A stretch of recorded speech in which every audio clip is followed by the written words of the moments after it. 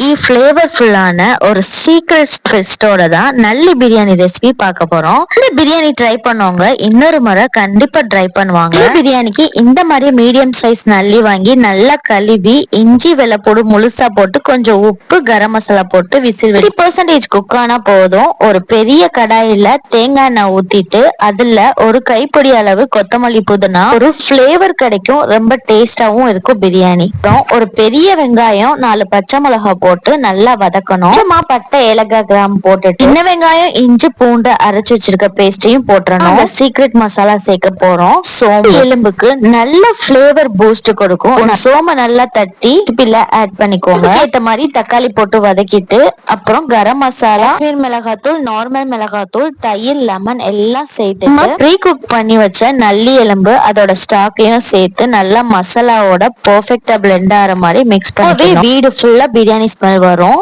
இப்ப அரிசிக்கு தேவையான தண்ணி எல்லாம் ஊத்திட்டு கொதிச்ச அப்புறம் சீரக சம்பா அரிசிய சேர்த்துட்டு பாதி வெந்ததும் கொஞ்சம் கீ சேர்த்துட்டு அப்படியே க்ளோஸ் பண்ணி தம்ல விட்டணும். அப்பதான் அரிசி நல்லா உதிரி உதிரியா வேகும். ஃபர்ஸ்ட் ஒரு 10 மினிட்ஸ் தம்ல விட்டுட்டு கொஞ்சம் கீ சேர்த்துட்டு அப்புறம் 15 மினிட்ஸ் லோ தம்ல விட்டீங்கன்னா அவ்வளவு டேஸ்டா இருக்கும். இப்ப ஸ்மெல் வந்துரும், ரெடி ஆயிடும். இது கூட ரைத்தா தால்ச்சா முடிஞ்ச சிக்கன் 65 வைங்க. ரொம்ப ராயலான நல்லி எலும்பு பிரியாணி ரெடி ஆயிடுச்சு. ட்ரை பண்ணி பாருங்க. வீடியோ பிடிச்சிருந்துச்சுன்னா மறக்காம லைக் பண்ணி சப்ஸ்கிரைப் பண்ணுங்க. சூப்பரான ரெசிபிக்காக நம்ம சேனலை கண்டினியூவா பாருங்க.